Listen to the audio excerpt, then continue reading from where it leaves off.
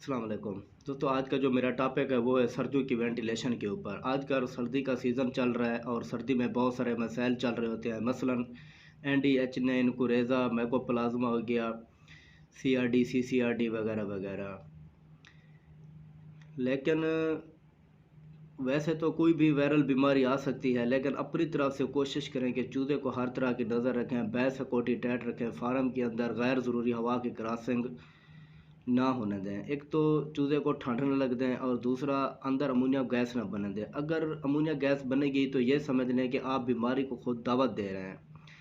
अगर आपके फार्म के अंदर वायरस मौजूद है तो आप इन्वायरमेंट और अगर आपकी इन्वायरमेंट बेहतर दे रहे हैं तो 80% तक अपने फलाह को बचा लेंगे। थोड़ी बहुत अमवात होगी लेकिन ज़्यादा नुकसान से आप बच जाएंगे। और दूसरी जो अहम चीज़ है वो है मेडिसन। कि दूसरे मेडिसन जो है वो उसका तरीक़ाकार, उसका शेड्यूल वो कैसे रखना है आपने। दूसरे दिन से लेके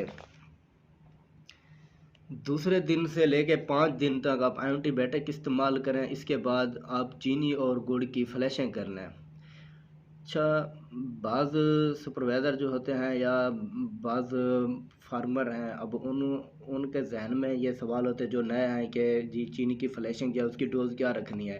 दोस्तों कि ये तो सिंपल सा तरीका है, सादा सा है कि चीनी जो है उसकी डोज़ आपने 1000 चूज़े के लिए 1 किलो चीनी काफ़ी है। मसलन आपका अगर 30,000 चूज़ा है तो उसके लिए 30 किलो चीनी होनी चाहिए। और उसके साथ आप थोड़ा सा सिट्राल का कुछ सिरप सिट्राल का ऐड करके आप एक अच्छी फ्लैशिंग कर सकते हैं। गुड़ की जो है गुड़ की फ्लैशिंग, उसकी जो बेस्ट तरीका है वो ये है कि आप एक बैग, आपका चूज़ा अगर मसलन खा रहा है दिन में या एक टाइम में अगर आप 3 बैग चला रहे हैं तो आपने क्या करना है कि 3 बैग 2 किलो पर बैग के हिसाब से आपने उसका शीरा बनाना है। शीरा किस तरह बनाया जाता है, आप किसी बड़े से बर्तन में मसलन पतीले में घोल डालें। तकरीबन आप पतीले का साइज़ देख के उस हिसाब से, और उसमें पानी डाल के उसको ना गर्म करें, नीचे आग लगा दें और वो इस तरह से शीरा बनाया कि जैसे शहद होती है गाढ़ी, इस तरह से गाढ़ा हो। और फिर उसको हल्का हल्का नेम गर्म हो, आप फीड की बोरी पलट के उस पर अच्छी तरह मिक्स करें। फिर आप वो चूज़े को खिला दें और हल्की सी चूज़े को भूख दे दें ताकि सारा चूज़ा जो है वो फीड खाए।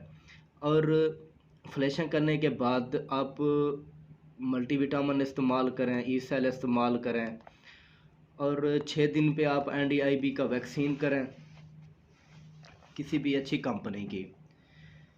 और अच्छा सा इसके बाद कोई वैक्सीन करने से 12 घंटे पहले और वैक्सीन करने के 12 घंटे बाद कोई अच्छा सा इम्यूनिटी बूस्टर इस्तेमाल करें कि चूज़े की क़ुव्वत मुदाफ़अत जो है वो बरकरार रहे।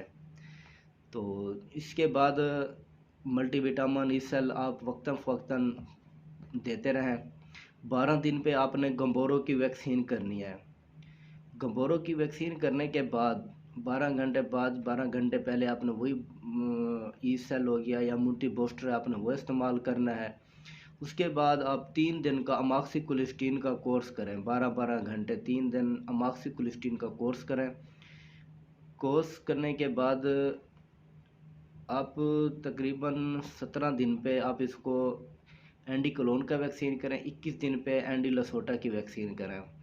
वैक्सीन करने के 24 घंटे बाद आपने टेलोडॉक्सी का कोर्स करना है किसी अच्छी सी कंपनी का।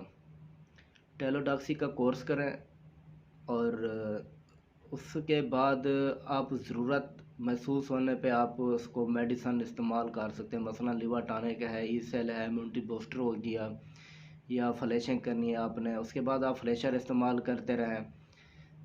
तो जो भी चूज़ा महसूस कर रहा है आप उसी हिसाब से इसको इस्तेमाल करते रहें। और 30 दिन तक आपका चूज़ा जो है, 26 दिन तक आपने कोर्स किया, आपका चूज़ा 26 दिन तक हो गया।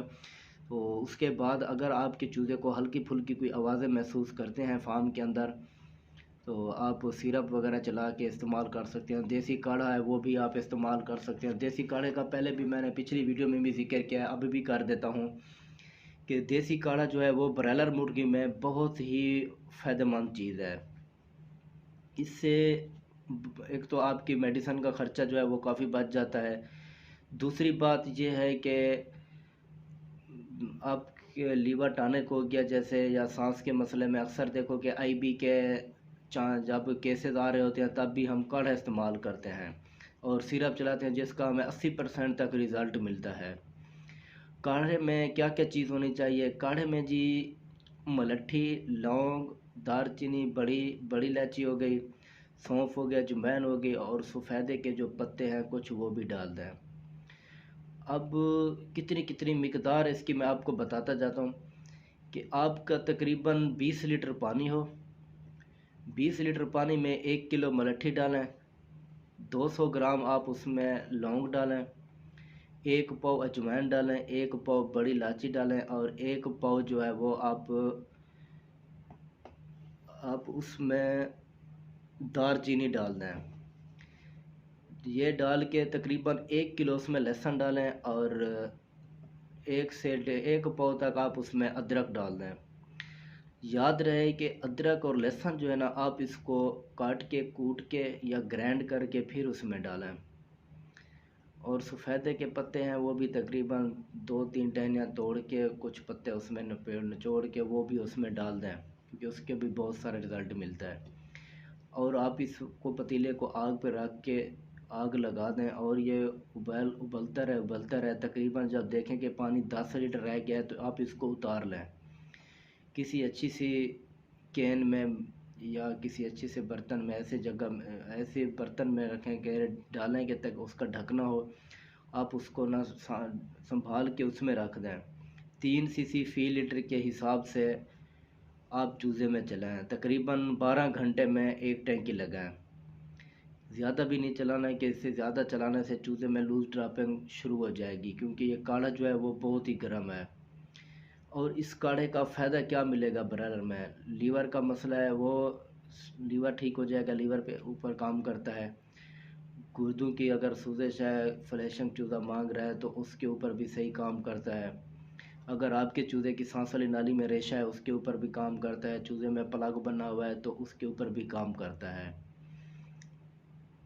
और फीड इंटेक भी बेहतर करता है, फीड का हाजम भी करता है। इसके बाद जो इसका भोग बना है उसके भी आप एक बार दोबारा बना सकते हैं। वो भी तकरीबन 12-13 लीटर पानी डाल के जब 4-5 लीटर पानी रह जाए तो आप फिर उतार लें, उस पानी को फिर स्टोर कर लें और जैसे ज़रूरत पड़ती रहे आप चूज़े में चलाते रहें। और दूसरा ये बात बताता जाऊँ कि काढ़ा जो है ये आप फुल गर्मियों में आप ज़्यादा देर तक ना रखें, क्योंकि ये तकरीबन ख़राब हो जाता है ज़्यादा देर रखने से। और दूसरी बात यह है कि जो लहसुन के छिलके बकाया रह जाएंगे आप उसको फीड में हल करके थोड़ा सा खुश्क कर लें, फिर फीड में हल करके चला दें। लहसुन जो है इसके भी अल्लाह ताला ने बहुत से इसमें फ़ायदे रखे हैं। ये एक कुदरती एंटीबायोटिक है। जैसे कि हम इम्यूनिटी बूस्टर इस्तेमाल करते हैं, अगर लहसुन का पानी बना के इस्तेमाल करते रहें तो ये हमारा एक अच्छा इम्यूनिटी बूस्टर भी है। चूज़े की सांस नाली में रेशा है तो आप लहसुन और अदरक का पानी भी दे सकते हैं, लेकिन कंडीशन देख के। और ज़्यादा भी नहीं देना, ज़्यादा भी चलाने से नुकसानदेह साबित हो सकता है। तकरीबन 12 घंटे में आप इसका एक पानी चलाएं। 12 घंटे में तकरीबन 3-4 घंटे का पानी इसका काढ़े का दे दें तो इसका कोई साइड इफ़ेक्ट कोई नहीं है। इसके बाद हम आते हैं फ्लैशिंग के ऊपर। वैसे तो बाज़ार में भी बहुत सारे ऐसे आइटम मिलते हैं कि जिसको हम फ्लैशिंग के तौर पे इस्तेमाल कर सकते हैं, लेकिन जैसे कि मीठा सोडा हो गया, अर्के कासनी, अर्के मक्कू हो गया, उसके बाद मैग्नीशियम सल्फेट है, निशादर है, चीनी है, गुड़ है, शक्कर है, उसकी भी फ्लैशिंग हो जाती है। सिट्राल का सिरप की भी फ्लैशिंग हो जाती है। लेकिन हमने चूज़े की कंडीशन देखनी है, मौसम को देखना है, क्योंकि बाज़ दफ़ा ऐसा भी होता है, बल्कि बताता भी जाऊँ, ज़िक्र भी करता जाऊँ कि ज़्यादा नमी वाले फ्लाग में हम दूध चीनी की इकट्ठी फ्लैशिंग नहीं कर सकते। उस वक्त अलहदा चीनी की फ्लैशिंग कर लें, कोई फ्लैशर चला दें। और दूध जो है वो आप नॉर्मल मौसम में दूध डाल के फ्लैशिंग कर दें। दूध डालने से एक तो उसकी फ्लैशिंग अच्छी हो जाती है, चूज़े की वीकनेस जो है वो नहीं होती। क्योंकि ज़्यादा नमी वाले मौसम में ये होता है कि चूज़े में ना हल्की हल्की खरखराहट होती है। अगर चूज़े की सांस वाली नाली में हल्का हल्का रेशा है, हल्के से कुरेज़े की शिकायत है चूज़े को, आप जैसे ही दूध की फ्लैशिंग करेंगे तो चूज़े में फ़ौरन इकोलाई बन जाएगी। इकोलाई से फिर माइकोप्लाज्मा, चूज़ा आपका जो है वो ज़्यादा स्ट्रेस में चला जाएगा। और एक मेरा और सवाल कि अगर सर्दियाँ हैं तो सर्दियों में कोशिश करें कि आप दिन के टाइम फ्लैशिंग करें, क्योंकि फ्लैशर जो है इसकी तासीर जो है वो ठंडी है। अक्सर दोस्तों ने देखा होगा कि कोई भी फ्लैशर आप पानी में हल कर रहे होते हैं, जब हाथ से हिला उसको हल कर रहे होते तो वो पानी ठंडा हो जाता है, तो इसकी तासीर जो है वो ठंडी है। तो सर्दियों में टम्परेचर पूरा नहीं मिल रहा था, दूसरा फ्लैशिंग रात के टाइम करें तो ठंडी है, उसकी तासीर भी ठंडी है, तो वो और चूज़े को ना कुरेज़े की तरफ ले जाएगा। और जैसा कि फ्लैशिंग से हमें रिज़ल्ट लेना है वो रिज़ल्ट भी नहीं मिलेगा। दूसरी बात यह है कि सर्दियों के मौसम में कोशिश करें कि आप मीठा सोडा इस्तेमाल मत करें, क्योंकि मीठा सोडा जो है ना वो नुकसानदेह नहीं है, फ़ायदेमंद चीज़ है। अगर फीड में दिया जाए 100 ग्राम पर बैग के हिसाब से, तो वो उससे एक तो चूज़े की एनर्जी भी बढ़ती है, दूसरा फीड इंटेक भी बेहतर कर जाता है, उसके हल्की सी फ्लैशिंग भी हो जाती है। अगर जैसे आजकल मौसम चल रहा है, इस मौसम में हब्बस का मौसम, मतलब कि हब्बस के मौसम में भी चूज़े के पेट में पानी बनता है, या इस मौसम में भी अगर टेम्परेचर पूरा नहीं मिलता तो क्या सुपरवाइज़र क्या करते हैं कि वेंटिलेशन जो है ना वो क्लोज़ कर देते हैं। क्लोज़ का मतलब ये है कि फ़ैन कम देते हैं, वेंट कम खोल लेते हैं कि जी हमारा टेम्परेचर पूरा नहीं, हमारा टेम्परेचर आज मसलन बन रहा है 28 बन रहा है तो हमारा टेम्परेचर 25 से ऊपर नहीं जा रहा। अरे भाई, आपका टेम्परेचर अगर 28 बन रहा है, आप 26 भी दे रहे हैं तो कोई मसला नहीं है, लेकिन वेंटिलेशन अच्छी दे, चूज़े को ऑक्सीजन पूरी दे। ऑक्सीजन अगर पूरी नहीं देंगे तो चूज़े के पेट में पानी बनेगा।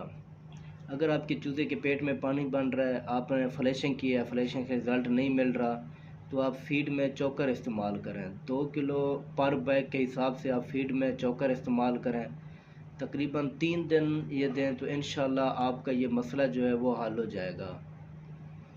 तो आज का टॉपिक यहाँ पे ख़त्म करते हैं।